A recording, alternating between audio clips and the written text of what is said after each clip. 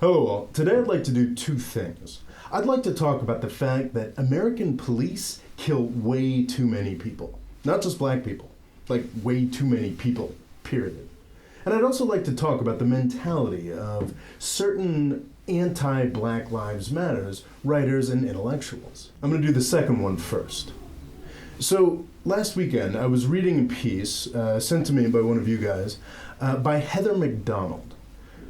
Miss McDonald is a very distinguished think tank fellow and journalist who's been writing on the topic of American police forces and crime in general for decades. Heather Macdonald has been doing this work for long enough that I actually remember reading and enjoying her work when I was a kid.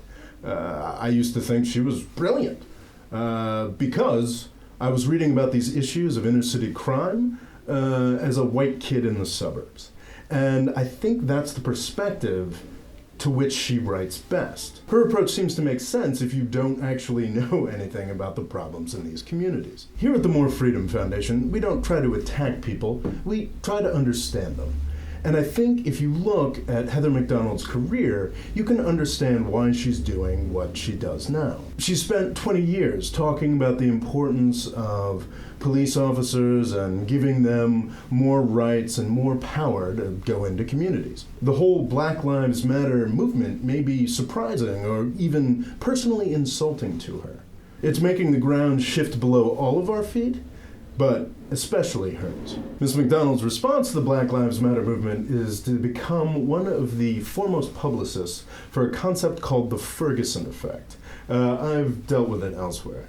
In brief, it's the idea that the Black Lives Matter movement is actually hurting black people because it's causing police to back off and crime rates are skyrocketing.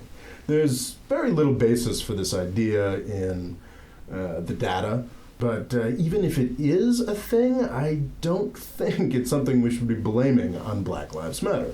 I think it's something that we should be blaming on the police forces, who have clearly not been doing their job appropriately. Whether the Ferguson effect exists or not, the willingness to push it exhibits a mindset that's kind of troubling. This mindset is on full display in the article that I read. It was fairly standard. She basically attacks the Black Lives Matter movement with a whole mass of data saying, see what the Black Lives Matter movement is trying to say, that police officers kill more black people than anybody else. That's not true. The problem, of course, is that the Black Lives Matter movement has never said that. I think Ms. McDonald exhibits another troubling blindness that a lot of people have in common. Great people, people in my family, for example. And it's the inability to tell the difference between an officer of the law, a paid-up member of the government killing somebody, and a random person killing somebody. These are two very, very different things. I've done other videos angrily explaining this. I'm really don't have the energy to get into this again today. There is one thing about this article more than anything else that jumped out at me, and it's a sentence. It's just a single sentence. 12% of all white and Hispanic homicide victims are killed by police officers, compared to just 4% of black homicide victims. Think about that for a second. This is a sentence written by someone who wants to defend the practices of United States police forces. Does that strike you as kind of weird? I mean, I guess this sentence supports the imaginary thesis that she's pushing. Yes, more black people are killed by other people than by police officers, but nobody was disputing that. Is that everything that's important or troubling about this sentence? Let's look at that again.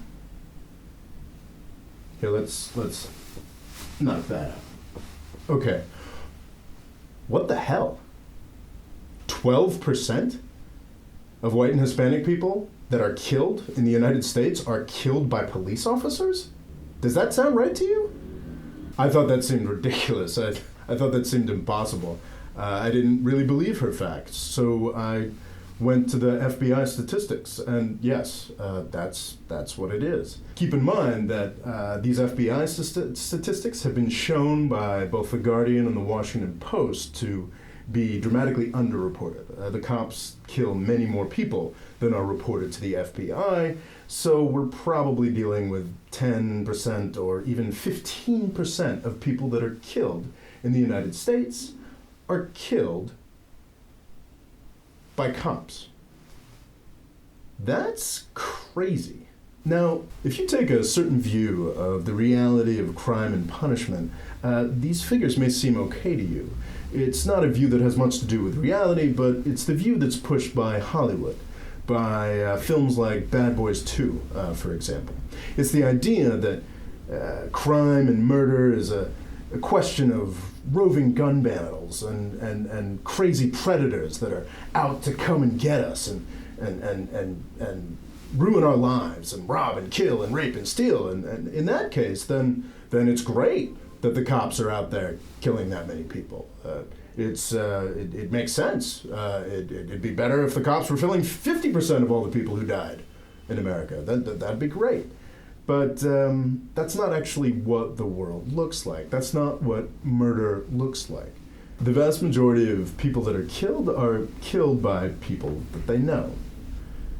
If you look at this graph here, the largest section of murders are those in which the assailants are unknown. Our nation's great police forces are very busy shaking down black kids for marijuana. Haven't quite had the time to get to these. But I think that we can assume that the background for these unsolved murders will more or less reflect the figures that we've already got. Most people in the United States are killed by family members or acquaintances. Whether it's some kind of jealous rage that gets someone to kill someone, or some business deal that doesn't work out, or just getting drunk at a party and having a gun. That's the majority. A much smaller percentage of murders are carried out by strangers. And these are the murders that police forces are defending us from. The strangers, the muggers, the guys on street corners coming for your life and your virtue. These are the really scary people. And it seems like, looking at this data, I'm not going to vouch for this is very back of the envelope, but it seems like the super predators, those guys we've heard about, those muggers, and the police officers are killing about the same amount of people. That's crazy. I mean, we need police forces. We need people to keep us safe, but on a much broader level than just shooting too many African Americans, police forces are killing way too many people. It's amazing that Heather Macdonald can write a sentence like this and look at these facts and think that the contemporary approach to policing is something we should move forward with. We should defend strongly. That just makes absolutely no sense to me. Yeah. I'm gonna have to think more about this.